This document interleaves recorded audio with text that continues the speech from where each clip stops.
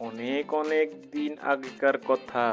সুন্দরপুর জঙ্গলে একদিন এক বক দম্পতি বাসা বাঁধতে আসে। বকি, এই জঙ্গলটা খুবই সুন্দর। চারিদিকে কি সুন্দর পরিবেশ। এখানে যদি আমরা বাসা বাঁধি তাহলে তুমি নিশ্চিন্তে ডিম পাড়তে পারবে। আর এখানে খুব কাছাকাছি, তাই আমরা খুব সহজে শিকার ধরতে পারবো। হ্যাঁ বক, তুমি ঠিকই বলেছ। এখানে জায়গাটা খুবই সুন্দর। বক, ওই দেখো, খুব সুন্দর একটা গাছ দেখা যাচ্ছে। চলো আমরা ওই গাছটায় বাসা বাঁধি।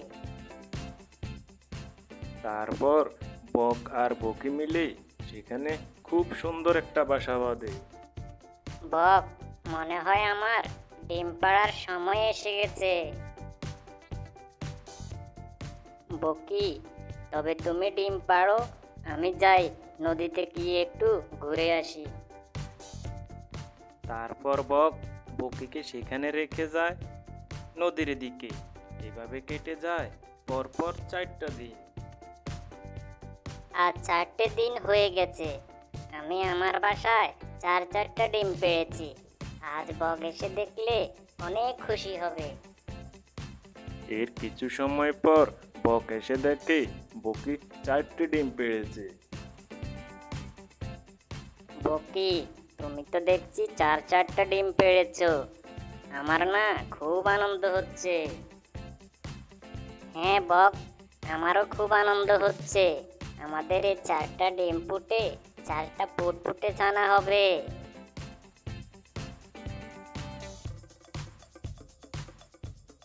বকি, চলো আমরা আজ দুজন মিলে নদীতে যাই খাবার খেতে। কিন্তু বক, এভাবে ডিমগুলোকে রেখে গেলে কেউ যদি আমাদের ডিমগুলো খেয়ে নেয়? বকি, আমাদের ডিম কেউ খাবে না। তুমি চলো, কিছুই হবে না আমাদের ডিমের। এরপর বক আর বকি যখন নদীতে শিকার ধরছিল, তখন একটা দুষ্ট শিয়াল ঝোপের আড়াল থেকে তাদের দেখতে থাকে। আরে আরে আরে, এই বক দুটো আবার এই জঙ্গলে কবে এলো?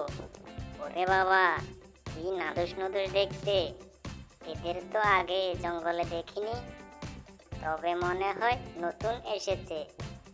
এরা যখন এখানে আছে তবে নিশ্চয়ই এদের বাসাও এখানেই আছে। একবার তো খুঁজে দেখতে হবে। তবে নিশ্চয়ই ওদের বাসায় ডিমও আছে। ওদের বাসায় যদি ডিম থাকে তবে তো কেল্লা পথে। হুক্কা হুয়া, হুক্কা হুয়া। এরপর সে দুষ্ট শিয়াল তার দুষ্ট বুদ্ধি নিয়ে বকাবকির বাসা খুঁজতে থাকে। অবশেষে সেই দুষ্ট শিয়াল খুঁজতে খুঁজতে বকা আর বকির বাসাটা পেয়ে যায়। আরে, এই তো পেয়ে গেছি। আমি হলাম এই জঙ্গলের সবচেয়ে চালাক প্রাণী। আর ওরা ভেবেছে আমার থেকে এই বাসা লুকিয়ে রাখবে। যেটা ভেবেছিলাম সেটাই। বাসায় তো দেখছি 4টা ডিমও আছে। আজ তো কেল্লা পথে। হুক্কা হুয়া, হুক্কা হুয়া। এখন ডিমগুলোকে খেয়ে তাড়াতাড়ি পালাই। কাল ভাবছি আবার আসবো। কাল যদি বকি আবার 4টা ডিম পাড়ে তাহলে তো মজাই মজা। হুক্কা হুয়া, হুক্কা হুয়া। এরপর সেই দুষ্ট শিয়াল বকা আর বকির ডিমগুলোকে খেয়ে সেখান থেকে তাড়াতাড়ি পালিয়ে যায়। এরপর বকা আর বকি নদী থেকে ফিরে এসে দেখে তাদের বাসায় একটাও ডিম নেই। বক দেখো, আমাদের একটাও ডিম নেই।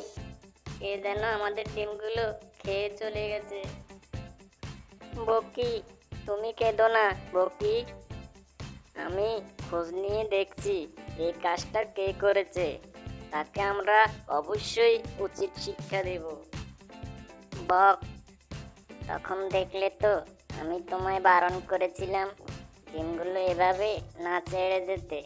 যদি তখন আমি বাসায় থাকতাম তাহলে আমার ডিমগুলো আজ আমারই থাকতো। ম্যাঁ, ম্যাঁ। তোমরা এখানে কি করছো আর কাঁদছো কেন? তোমরা তো মনে হচ্ছে এই জঙ্গলে নতুন এসেছো।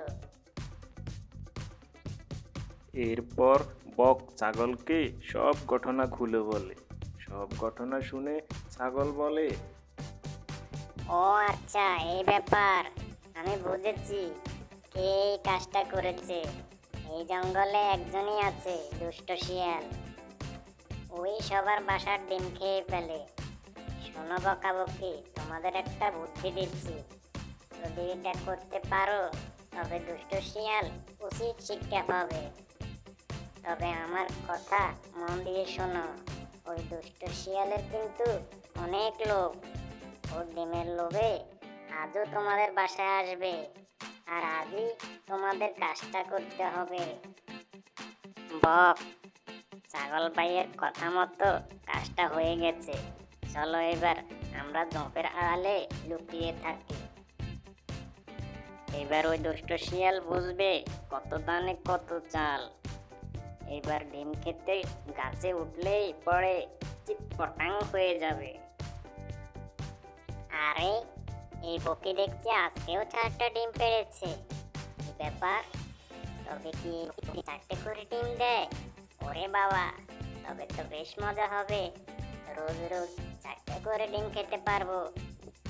আর কথা বেশি না বাড়িয়ে তাড়াতাড়ি ডিমগুলো খেয়ে এখান থেকে পালিয়ে যাই।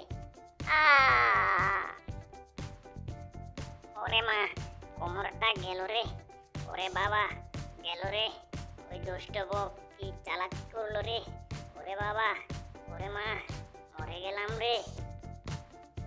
এইভাবে শিয়ালের চিৎকার শুনে বকা আর বকি ঝোপের আড়াল থেকে বেরিয়ে আসে। হা হা হা হা, তুমি নাকি এই জঙ্গলের সবচেয়ে চালাক প্রাণী? এই তোমার চালাকি? আমাদের ডিম খেয়ে পালাবে? এবার বোঝো মজা। সারা জীবন আর ঠিক মতো হাঁটতেই পারবে না। হা হা হা